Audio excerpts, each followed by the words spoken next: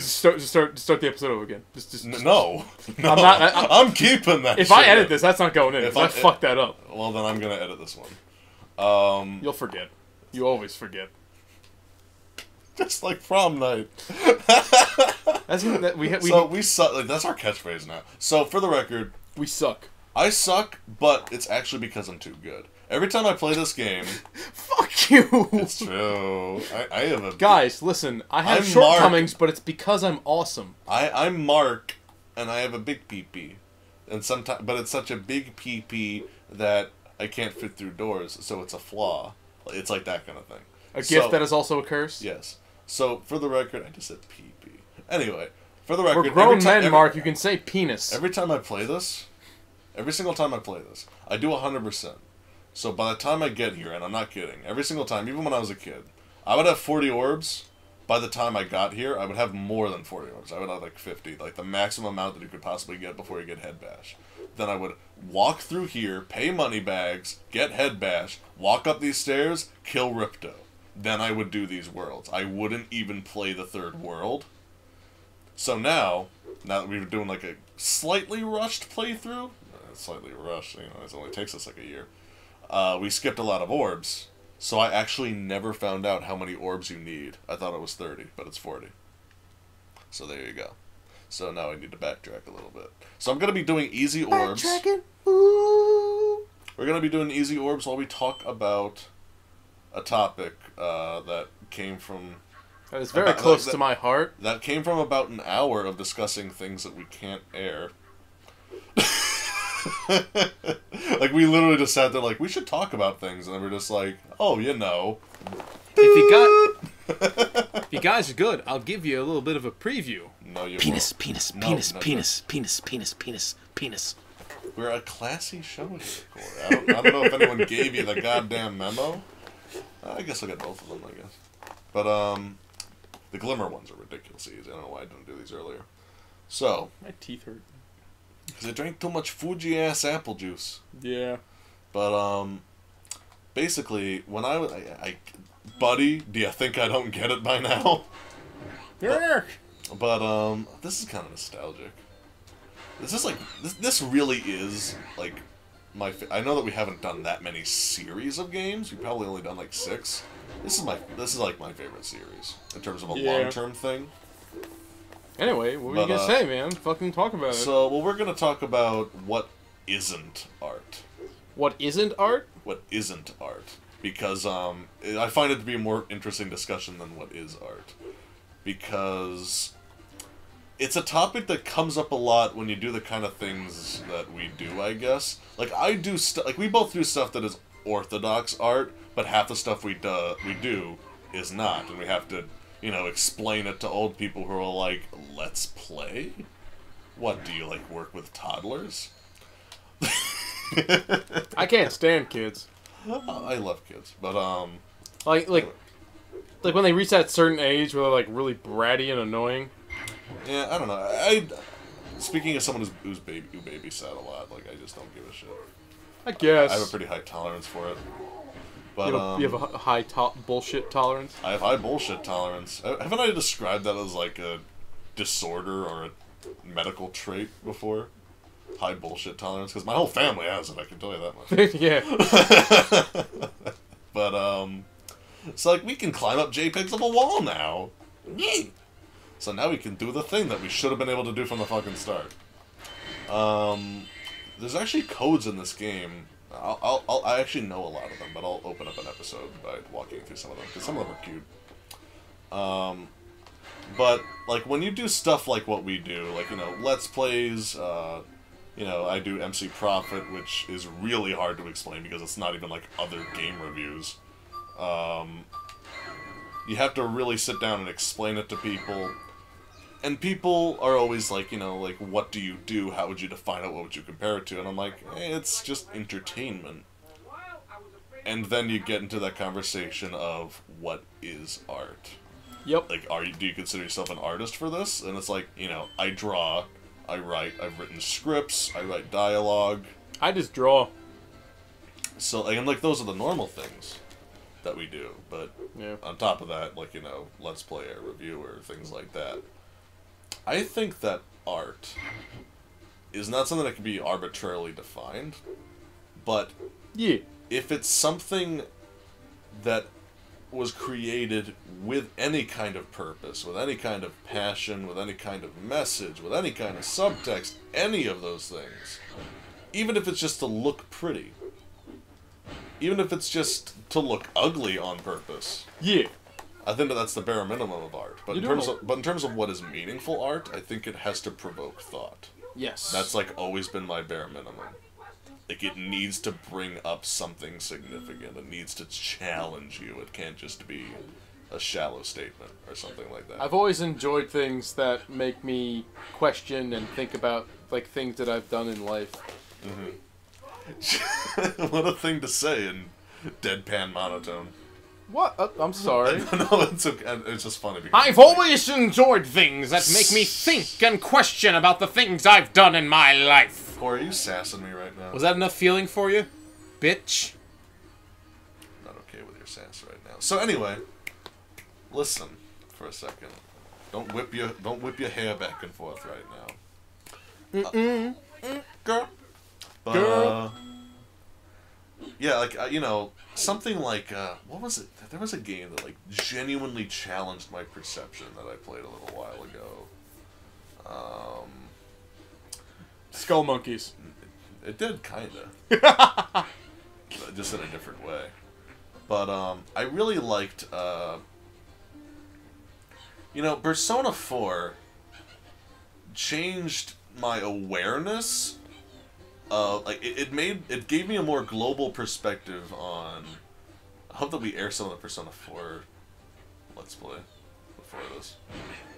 Well, now I guess we have to. Yeah, we have to now. Because I said Let's Play. But anyway, dude, this is like the 7th episode in the backlog. It's gonna be up before then.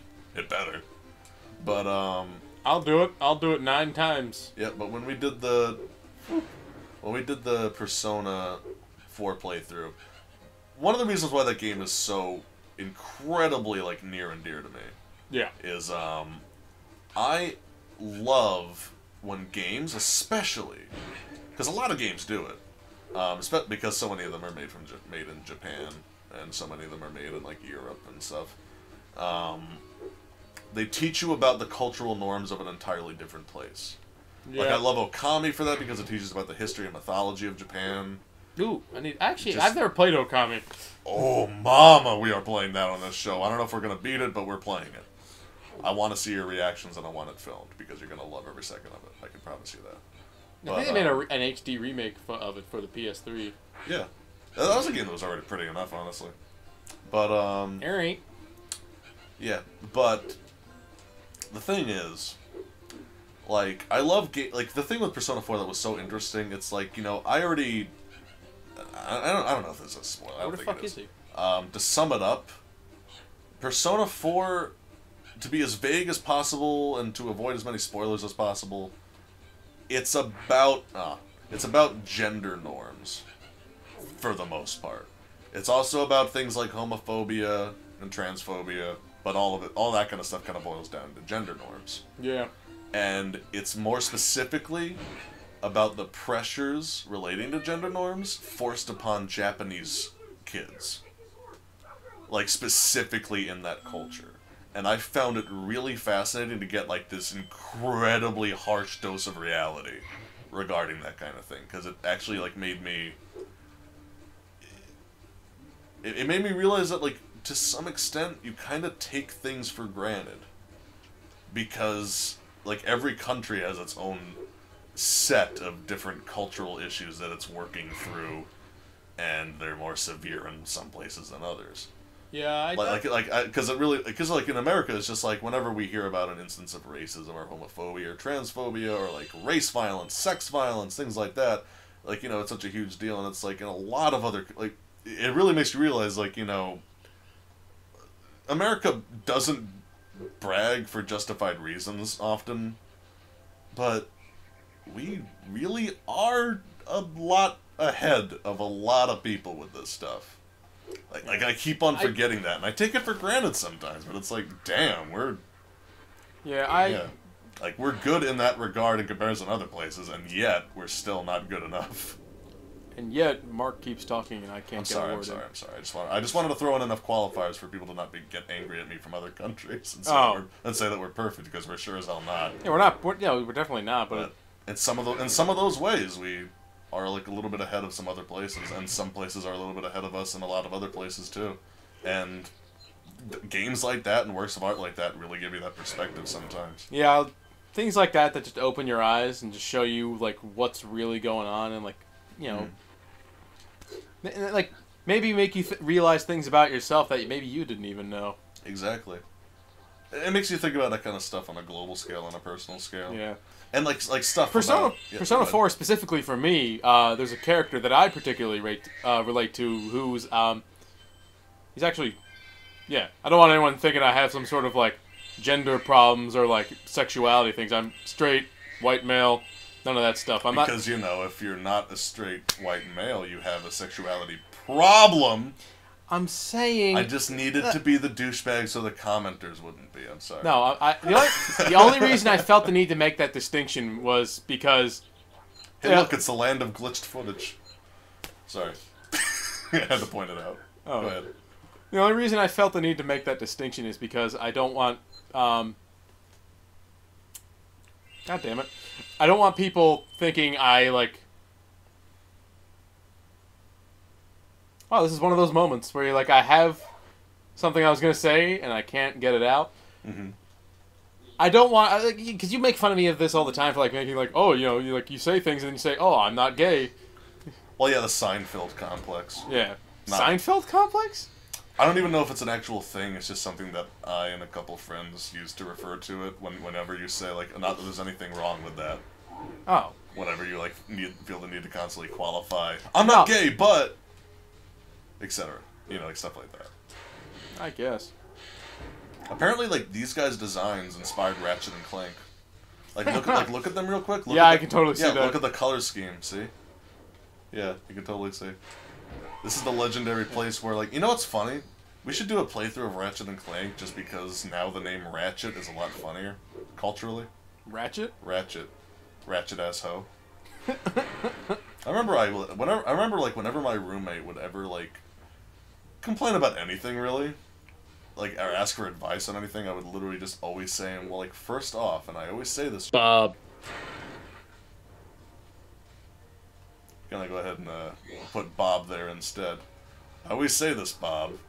You gotta stop messing. I was gonna say, it's like, why were you silent? And then I was like, oh, I was just staring off into the distance, just like, that's the first time I've ever done that, actually. I'm pretty good with that. Pretty good with, like, substituting names. But, anyway, I'm just like, now, Bob, you gotta stop messing with those ratchet-ass hoes, first of all. And he was just like, what ratchet-ass hoes? I think that you're promoting your problems on me, Mark. Mark, you gotta stop messing around with those ratchet-ass hoes. Oh, fuck, I used your name. You better censor that out. But, I forgot that you have to go through all the enemies and shit before you can, go to the missions. But, oh, the fucking police sirens. Like, literally, look at this. It's like, it's not that much of a problem, you know? That's the guy who got me last time! He's the only one who did it again. He's my arch nemesis strikes again. But, yeah, but, I guess I can just distinguish which character I relate to the most. Yeah, go ahead. Yosuke. Yeah, I think that people will immediately get that, actually. Yeah. Yeah. You know what's funny? Like, one of my favorite kind of characters in a story like that is the guy who doesn't have a lot of problems like that, but is trying to relate to that, relate to the other kids and, like, be a good friend. Because that's an interesting position to be in that isn't often covered. You know what I mean? Is that what you think Yosuke is, or? Yosuke is that in a lot of ways. Like, later in the story, he's a lot like that. Because, like, you know, he says things that he doesn't realize how offensive they are. He's definitely, like, that kind of character. Like, I know people who are LGBT who played that game and didn't like Yosuke because of the shit he said, and then, like, you know, Yosuke will later on realize, like, what the fuck why did I say that? I'm sorry. But, like, he doesn't realize it very often, because he's straight, and he doesn't think about that stuff. Like, he's one of the... I don't know if this is spoiling anything. It's really not, because, like, most people in life have a gender issue of some kind. But, it's like... that was a good strategy, dude. It's just like, oh my god, here comes a dragon, but first, let me tighten up this spigot. But, I don't want him to think that I'm lazy on the job. But, you know, like, when you're in a position like that, you say things that are just a cultural norm that you don't realize is offensive. Like, that's a position that a lot of actual kids, especially, like, high school kids, a lot of people can relate to that. You know what I mean? Can you give me, because it's been such a long time since I've played through that game, can you give me an example? I can't give you a non-spoiler example, okay. because, like, I would have to say, X character did this because X character is gay. Well, actually, no, I guess I can say that. X character is gay and is accused of doing something weird because he's gay, even though he didn't. X character is probably Was this gay. on the camping trip? Yes. Okay. Okay. It's kind of funny when you say it in that context, like, oh man, that one time in band camp. It is kind of funny. I really, like, I think that was, like, the first, like, story where you felt like you kind of, like, grew with the characters. Yeah. Because, like, it felt like a journey. It's just, like, you can look back on it and like, hey, remember when that happened? That was pretty wild, huh? Yeah. And it's just, like, and all the characters really change. Yeah. They really, really did. Dude, you don't have No, it's so good. Yeah, no. Like, I love series, like, in general, like a story or a series where you feel like you're growing. Like, you feel like you can kind of watch the character grow into something greater than like what he started or what they started out as. Mm-hmm. There was absolutely. There was a few that were like that. I can only really name two. Oh shit! I can really only name two examples. They're both anime, which is weird. What time is it? Holy shit. It must be like 20 minutes, dude. We can literally continue this story like immediately after. 17 minutes? We're gonna join SpongeBob right after this. And like do one more episode. It's like 10 minutes. Okay, alright, bye guys. Bye. Have a good time. Bye. Have a good time. Worst ending ever.